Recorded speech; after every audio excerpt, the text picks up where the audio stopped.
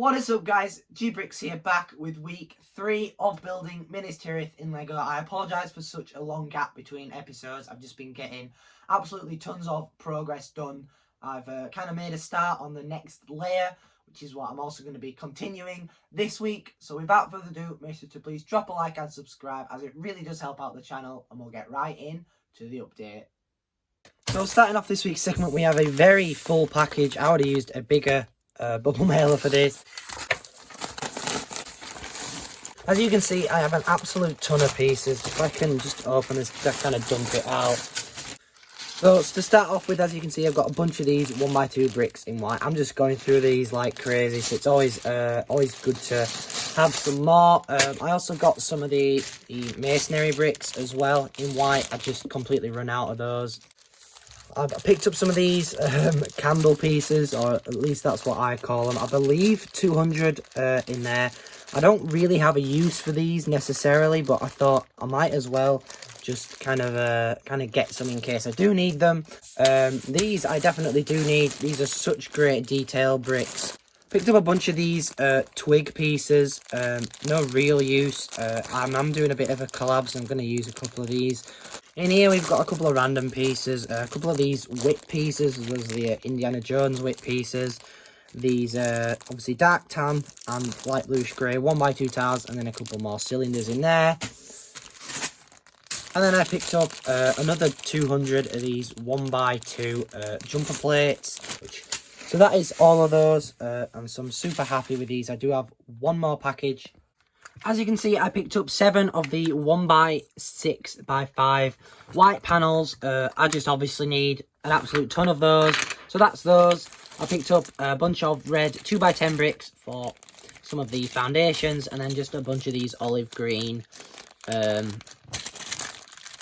like stem pieces, and then a couple other brown stem pieces. As you can see, I've added this this layer of kind of castle wall to it. There are some sections that I can finish up with wedge plates later on. Got some of this scaffolding in. It all needs to go that way a little bit, because as you can see, this is coming out here, and that obviously isn't. And get all that bricked up, I guess, with all these 10x20 bricks that I bought that are all just down there. Also going to use this design possibly along here. I'm not sure, because obviously these are pretty expensive. I spent about 30 quid on all of these so far, which is quite a lot to say. There isn't actually that many really, and I'd have to go all the way around there and all the way around the other one.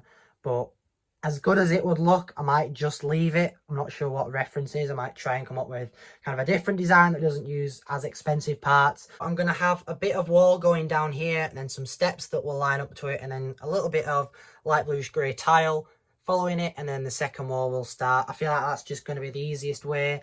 I also need this kind of here to hold up most of the rock wall. It's pretty stable, really. Obviously probably this whole section will be the kind of the rock, and then there'll be a little path going through. See, I've come up with a much easier design. It just uses 1x2 inverted slopes, again with a bunch of those little double arches, if you will. Here there's going to be a building, so it's slightly more complicated, but the majority will look like this. Still the absolute perfect height for minifigures to stand on. There isn't going to be too many. There might be, I don't know, like 4. Also possibly put some catapults on here, maybe just literally 1 on each side. So there is going to be some smaller ones on this outer ring. You can see I've added in a platform for the catapult. I'm planning on kind of going over it, like as probably take that layer of tile off, possibly even have it going straight up there, but I feel like a one stud gap would be better. It's kind of a little bit far out. I want it to come to about here, like a stud of the step, but I need a lot of space to do a catapult, I suppose. So that's gonna be roughly that kind of size, and then it's gonna almost get slightly narrower towards that way for perspective. See, I've made a bunch more progress on this second section. This is the kind of detail that I'm wanting to have down here, but I'm going to have bigger buildings down here, so most of this section will be covered anyway. But this is kind of the main scale and detail that I'm really going for here. The tile doesn't need to be too detailed really, but obviously these are where the catapults are going to go. This section, I'm not sure what I'm going to do. Maybe just some kind of elevated sort of buildings here and here possibly. This is only going to be about maybe that height probably, and then there'll be the next section back. So this is going to be the one of the wider sections. I'm really liking how that's looking nonetheless, and I like the little roof design I was able to get done. So it's just a little pot there. As you can see, I've also added this little statue in here. I'm going to have tons of these around the city, even in the lower wall sections. I just had the opportunity to add one in just next to these steps near the catapult. Not adding too much detail in, just a couple of masonry bricks back there really. So yeah, I've been working on the next sort of a wall section. So this down here is where it's going to connect to the next wall. But I've just got some stairs going up there, kind of comes round. I'm going to add like a little railing sort of thing in there. Got a little window and just adding obviously some details. But about here is where that other kind of building was that we started. I'll show you when it's actually sat on. But that'll just kind of tie in that section in a way. I would have liked this to possibly have been here. I'll try and see, but then you've got steps coming down straight from the catapult, so maybe that might look a bit weird. Obviously that's not sat on anything at the minute, so I'll have to build that up, but I just basically took the bricks out from there and put them here so I could finish it. But I'm probably going to use this railing design slash balcony design along there, just kind of tie everything in, although that is a 2 bricks thick wall, but you won't have to be able to see through it, so I might do a different design. I'm not sure really. As you can see, I managed to get most of that done. I'm going to need some part replacements. Obviously, anything that's not white will be white, but I'm really liking how that section looks. Going to try and come up with a roof design for those when I get the next levels done, because I guess that's technically in the next section. So I'm going to try and work on some of this area next.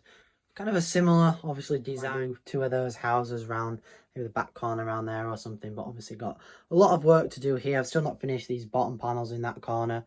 So definitely need to focus on this, but just want to try and get this kind of finished off. But I believe that is it for this week's segment, so I'll get right into the outro.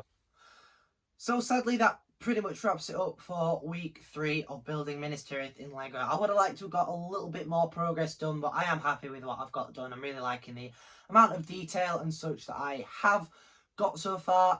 Next week I'm definitely going to be making a lot more progress. I'm going to try to kind of get this layer and the next layer finished, hopefully. And then we'll pretty much be on schedule. I want to get some of that kind of rock in the middle started as well, because that's going to be a relatively complicated kind of area, especially for transport. So without further ado, make sure to please drop a like and subscribe, as it really does help out the channel. And I will see you in the next one. Take care, guys.